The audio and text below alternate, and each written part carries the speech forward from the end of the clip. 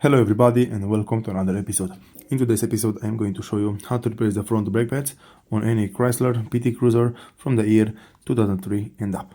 Today I'm working on this car and I decided to replace the front brake pads, and I will make another video in the future where I will show you guys how to replace the rear brake pads on this car. So the brake pads which I'm going to install on this car are made by Delphi, and this is how they are looking. This is the entire kit from Delphi. It's including the brake pads and it has the screws to secure the caliper on the caliper mounting bracket. And normally you should also have some anti-rattle spring metal parts inside the box, but from what I can see, this one made by Delphi are not providing these parts, so I'm going to have to reuse the old ones and put them back on the car. And to begin, all you have to do is to lift one wheel at a time. If you're working on the left wheel, you'll have to lift the left wheel up and remove the front wheel, and after that you can go ahead and remove the rest of the parts from the caliper.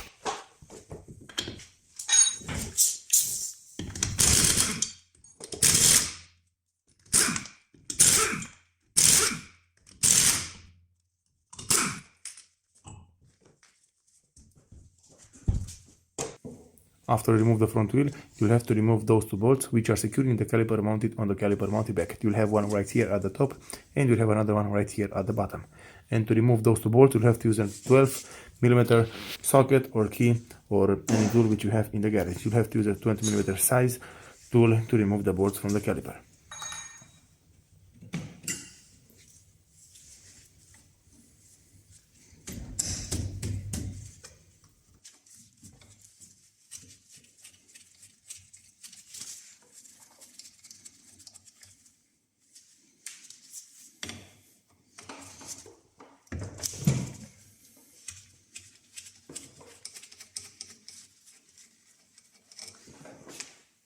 After you remove the two bolts, you'll have to use a flat screwdriver and push it back from the caliper mounting bracket. And as you can see, in my case, I will not have to use a screwdriver because the caliper is coming out pretty easy. Don't let it hang on the brake line, because in some cases the brake line can break and this is not good. So you'll have to put it right here over the brake disc, or you can also hang it to the front spring next to the shock absorber. This is how the front brake pads are looking on this car. So as you can see, they are worn out to the maximum level, so there is not any brake material on this metal part. This is only the metal part itself. So this is how normally it should look. This is the old one and right here is the new one. So there is a big difference between them. I recommend you all to compare the old part with the new one and see if they are exactly the same, or see if there are any difference between them, because if they are not the same, you won't be able to install them in the car, and if you do try to install them in the car, probably you will destroy them or you will scratch them, and because of that the shop from where you bought them will not take them back, and you'll have to put them away, or you have to throw them away, and you have to buy a new set of brake pads. So just take that in mind. Always compare the old part with the new part and see if it's exactly the same, and if it's exactly the same, this is meaning that you are good to go and you can go ahead and install them back on the car. So as you can see, those are the metal parts which I talked about at the beginning of this video. This is the part which didn't came in the kit with the brake pads, but this is not a problem because they are in a very good condition. I will only have to clean them, and after that I'm going to install them back on the car. As you can see, you will also have to remove this slide pin. So you'll have one slide pin right here at the bottom, and you'll have another one at the top. And always make sure they are sliding very easy back and forth. So make sure they are very good lubricated, because if they are not lubricated, the brake disc will be stuck and you will not have very good braking. And because of that, you can also worn out prematurely the brake disc and the brake pads. So just take that in mind. Always remove them from the caliper mounting bracket, always put a new grease over them, always clean them very good, and after that you'll be good to go. Moving on, you'll have to clean the area where the brake pad will be installed very good. So as you can see, in my case, I'm cleaning the area with this machine, with this wire brush, because it's very easy and fast in this way. But if you don't have a wire brush like this, if you don't have a machine, you can also use a normal wire brush and clean it by hand. And as you can see, you have to remove all of the dirt and all of the rust which build up over the metal part, and after that you can go ahead and install the new brake pads back on the caliper mounting bracket.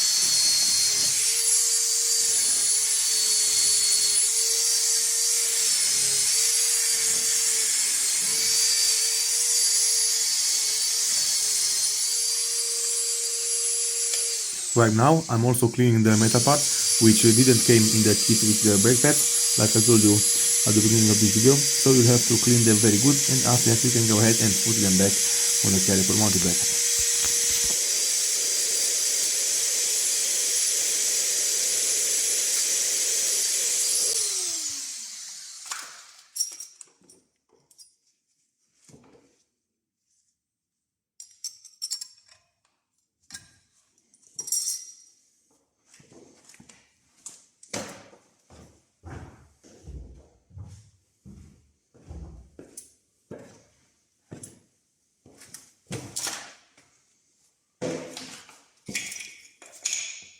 After that you can go ahead and take any slide pin and clean it very good, and you'll have to put new grease or new Vaseline over it. So I recommend you guys to use some special grease, some special Vaseline which is resisting to heat, and you'll have to put it like this.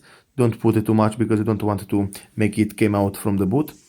And after that you'll have to slide it back, you'll have to push it back in the caliper mounting bracket and slide it back and forth, and as you can see it's moving freely, it's moving very good, so we are good to go. Just clean any excess of the Vaseline if it's coming out from the boot, and after that you can go ahead and install everything and put them back together as it was before.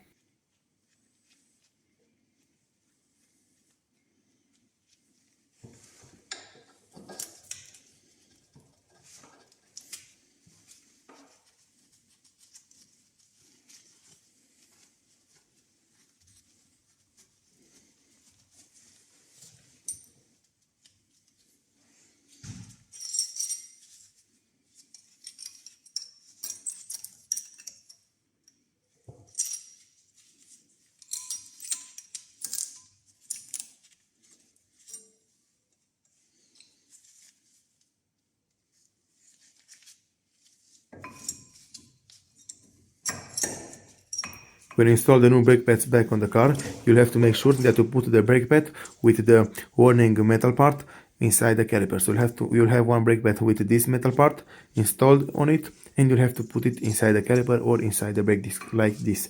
Doesn't matter if you put the warning part at the top or at the bottom, you'll have to put the entire brake pad inside the caliper, and after that you'll be good to go, because you'll have one brake pad with no warning part on it, and you'll have another brake pad with any metal part or any warning pad installed over it.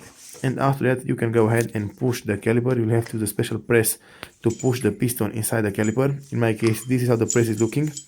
You'll have to put it and hold it still, and with one hand you'll have to turn the piston, or you'll have to push it completely back inside the caliper.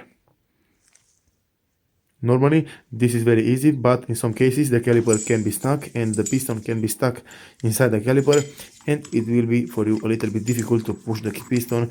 You'll have to remove it completely from the caliper. In some cases you'll have to clean the brake fluid, and you'll have to install a new kit, a new repair kit with a new piston or a new sealant back in the caliper. So depends to car and how well the car was maintained and how well the car is behaving, if you will have any problem or if you will not have any problem in the future.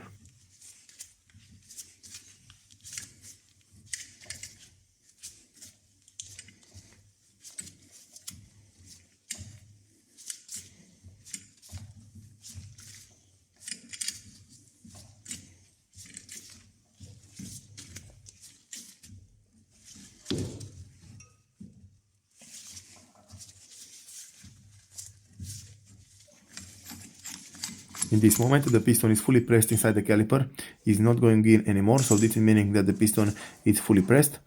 And right now I'm going to go ahead, I'm going to use some brake cleaner and also some pressurized air, and I'm going to clean everything very good. I'm going to clean the caliper, the brake pads and also the brake disc, and then I will go ahead and install it back on the car.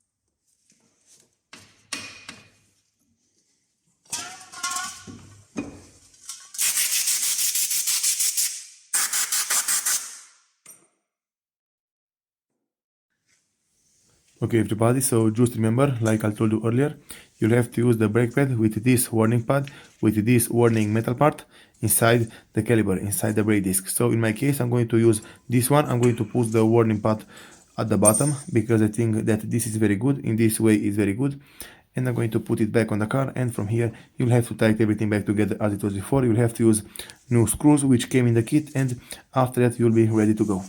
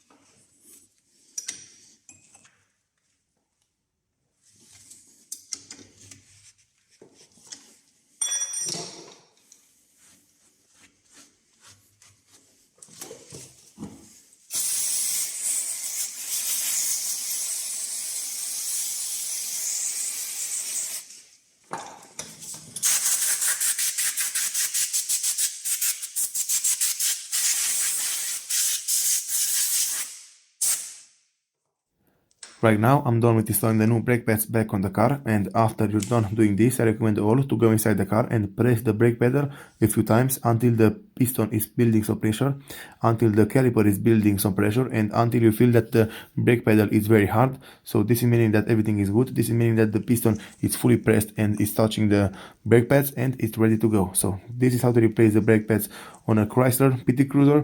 Doesn't matter which year it is. So this car was from the year 2005, but this method is exactly the same for any other cars. Thank you all for watching. If you like this video and found it informative, please leave a like and a comment down below. See you next time.